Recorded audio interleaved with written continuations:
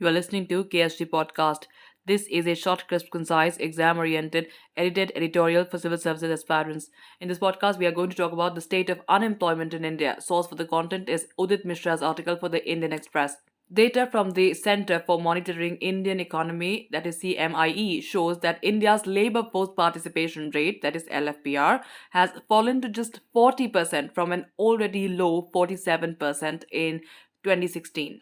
This suggests not only more than half of India's population in the working age group, that is 15 years and older, is deciding to sit out of the job market, but also that this proportion of people is increasing. Now, what is LFPR? Before understanding LFPR, we need to define the labor force itself. According to the CMIE, the labor force consists of persons who are of age 15 years or older and belong to either of the following two categories. They are employed or they are unemployed and are willing to work and are actively looking for a job. There is a crucial commonality between the two categories. They both have people demanding jobs. This demand is what LFPR refers to.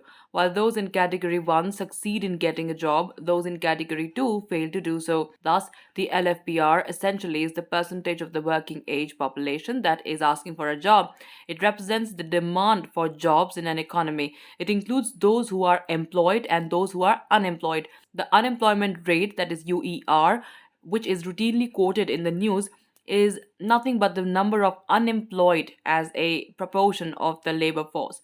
So, what is the significance of LFPR in India? Typically, it is expected that the LFPR will remain largely stable. As such, any analysis of unemployment in an economy can be done just by looking at the UER. But in India, the LFPR is not only lower than in the rest of the world but also falling. This in turn affects the UER because LFPR is the base, that is the denominator, on which UER is calculated. The world over, LFPR is around 60%.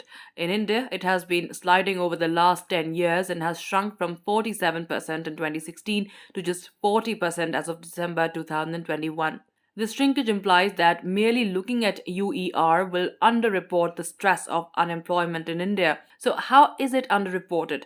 Imagine that there are just 100 people in the working age group, but only 60 ask for jobs.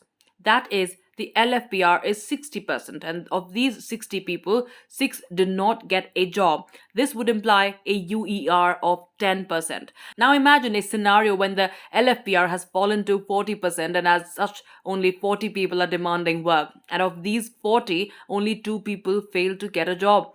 The UER would have fallen to 5%, and it might appear that the economy is doing better on the jobs front, but the truth is starkly different.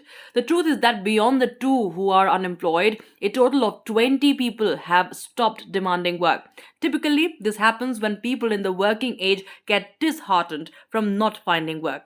Something similar has happened in India's case. The LFPR has sustained a secular decline. In fact, every time the LFPR falls, the UER also falls because fewer people are now demanding jobs, given the incorrect impression to policymakers that the situation has improved. Now, what is the correct way to assess India's unemployment stress? When LFPR is falling as steadily and as sharply as it has done in India's case, it is better to track another variable, the employment rate, that is the ER. The ER refers to the total number of employed people as a percentage of the working age population. By using the working age population as the base and looking at the number of people with jobs instead of those without them, the ER captures the fall in LFPR to better represent the stress in the labor market.